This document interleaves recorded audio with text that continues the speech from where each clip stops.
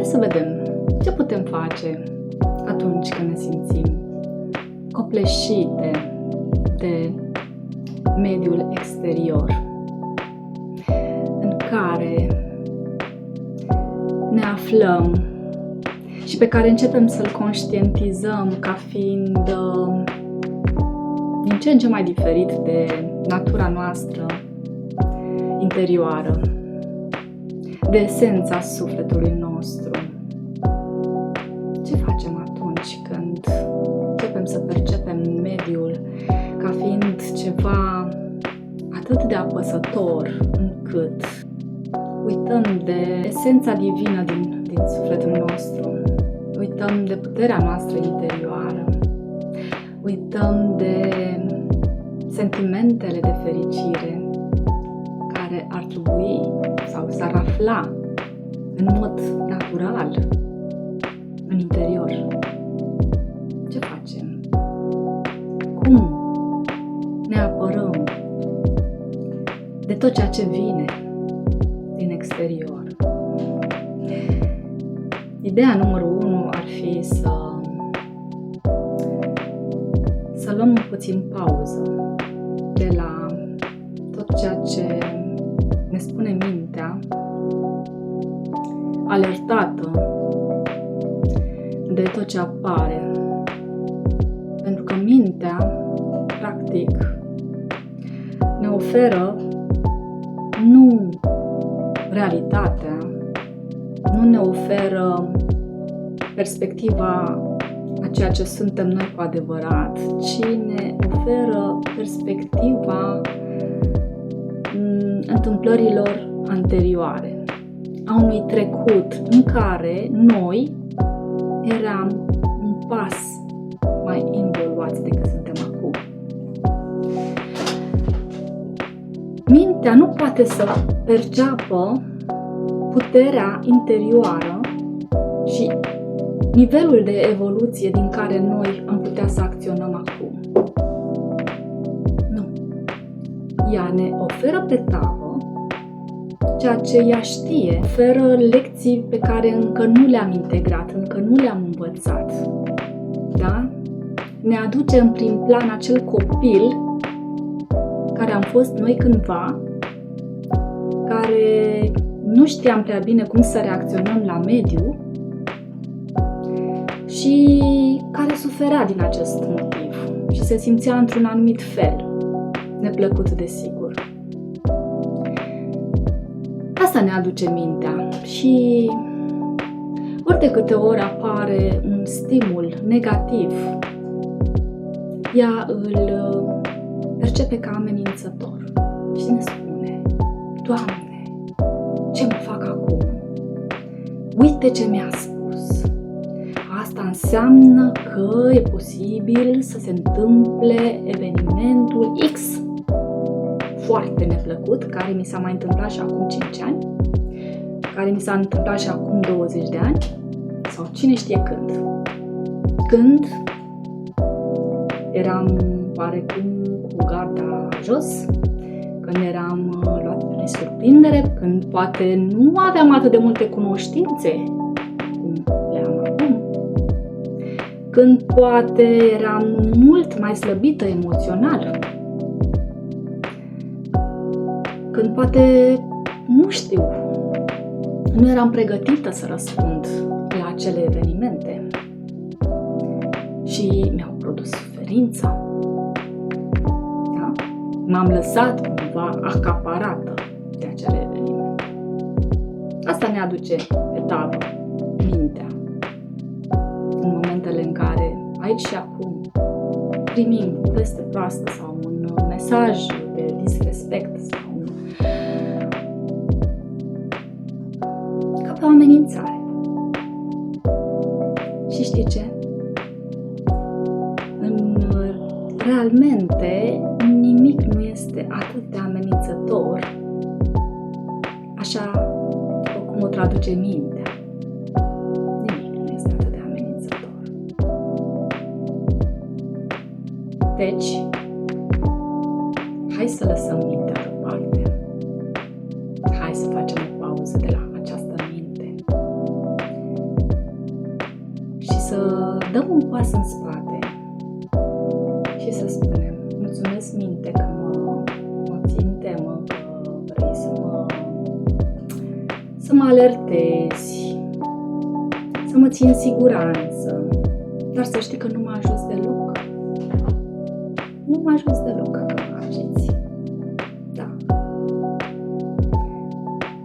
Ceea ce noi trebuie să facem este să ne liniștim, să ne găsim pacea interioară.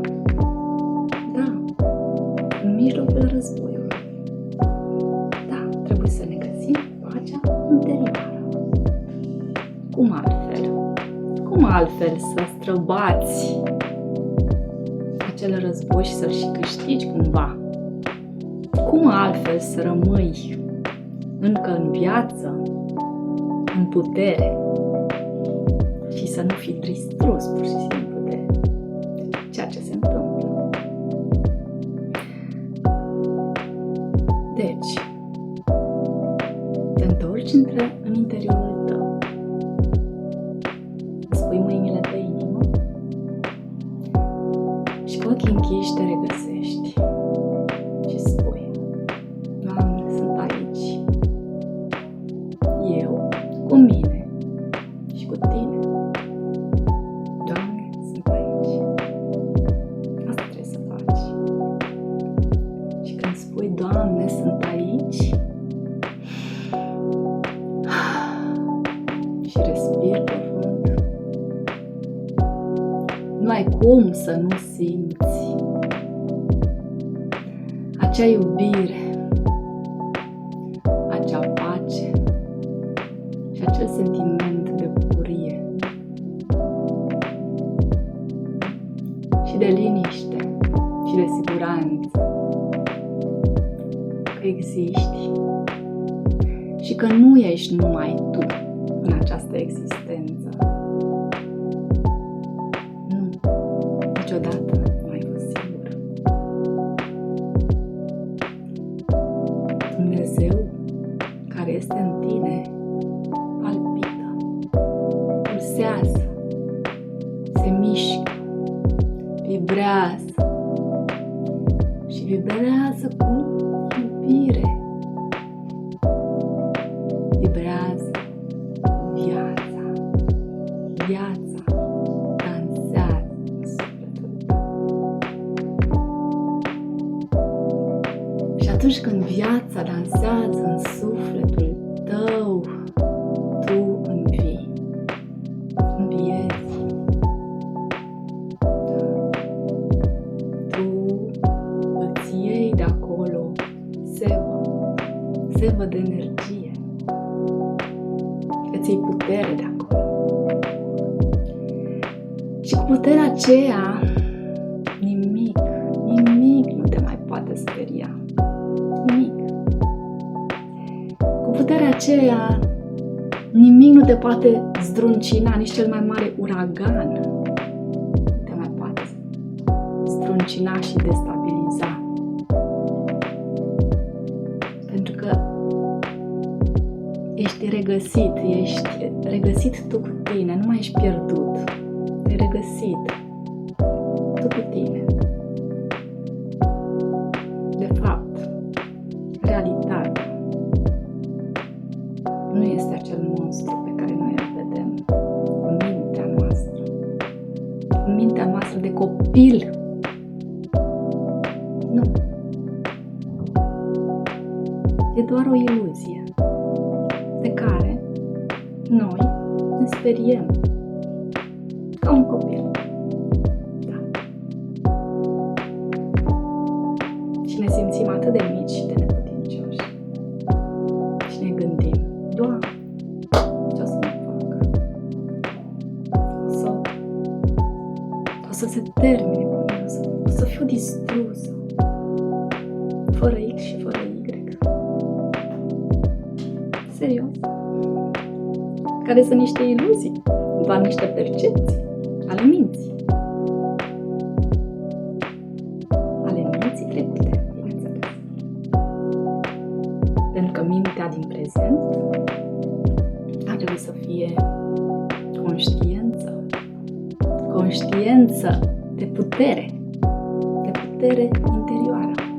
Conștiință de Dumnezeu. Conștiință de iubire. Da, și siguranță. Și atunci când ești iubit și în siguranță, mai poate să-ți fie frică de ceva? Nimic nu te mai poate ataca. Nici cel mai mare balaur sau uragan, cum vrei să-l numești. Da, dar nu este la îndemâna oricui. Și știu, deci eu nu o pot face mereu. Pentru că uneori nici nu suntem conștienți de ceea ce se întâmplă cu noi. Suntem pur și simplu luați de val și zdruncinați și într-o confuzie totală. Confundăm iluzia realității cu realitatea sufletului. Da. Cu puterea interioară. De fapt, adevărata realitate nu este în exteriorul nostru, ci în interiorul nostru, în inima noastră, în visurile noastre. Da, acolo este adevărata realitate. Știu că este greu de procesat, dar dacă te gândi la această posibilitate, cum ar fi? Până la urmă, există oameni care au ajuns la această concluzie. Există oameni care, după ce au suferit extrem de mult, luptându-se cu gândurile și cu realitatea exterioară, iluzorie, bineînțeles, și-au dat seama, după ani de căutări și de experimentări, că adevărata realitate nu e în exterior, ci este în interiorul sufletului. Acolo unde este putere interioară, unde este adevărata vitalitate, unde este adevărata stabilitate pe care noi, de obicei, o căutăm în exteriorul nostru. Și bineînțeles că nu o găsim. Niciodată, orice s-ar întâmpla în mediul tău, să nu lași să te acapareze.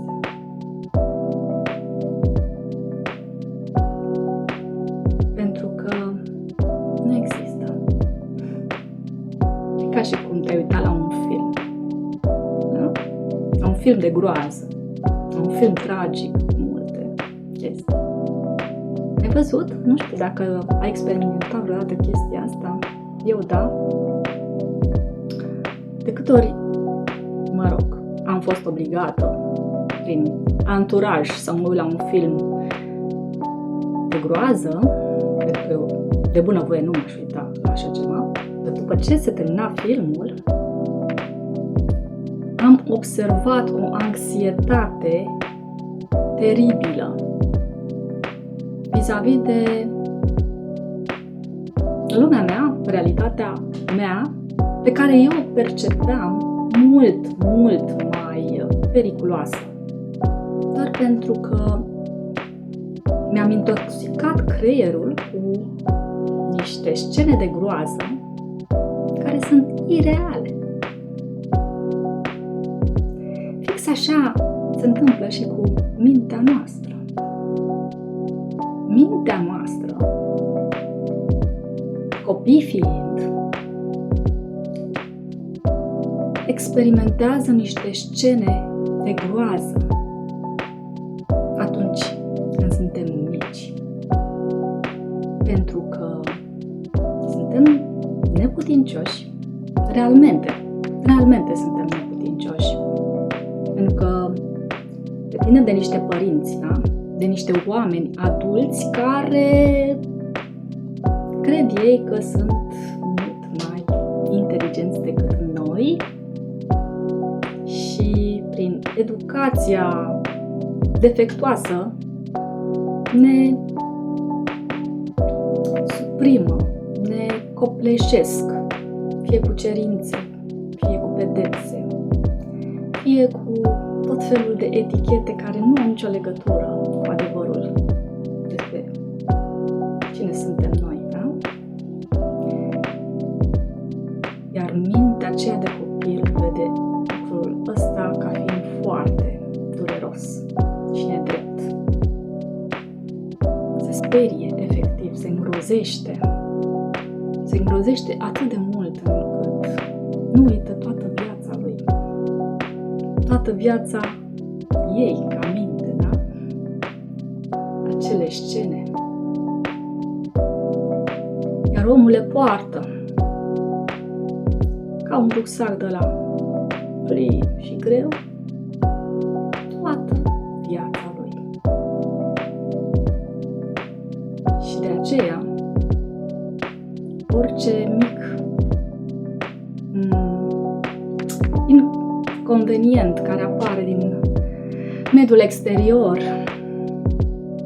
e trăit cu intensitatea groazei care a trăit copilul acel eveniment în trecut,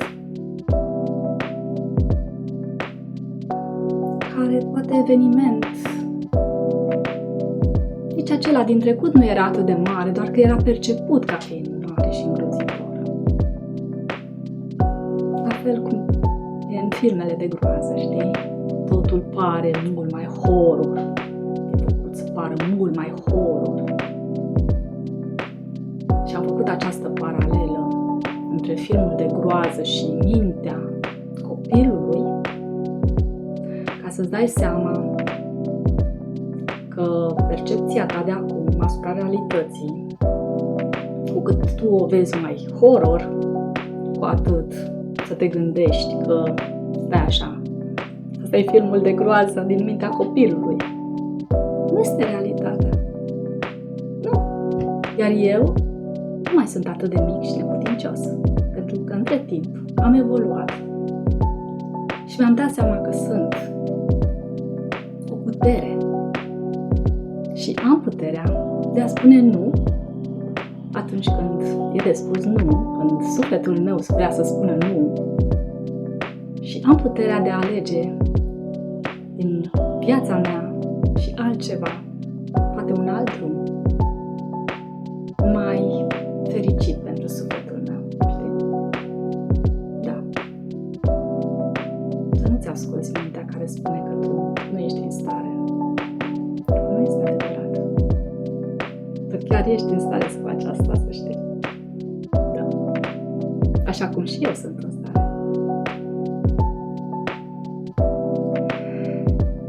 Și acestea fiind spuse, vreau să închei aici, spunându-ți încă o dată că realitatea este în tine, în interiorul sufletului tău și nu în afara ta. Așa că ascultă-ți sufletul și vezi realitatea cu ochii sufletului. Întoarce-ți ochii în interior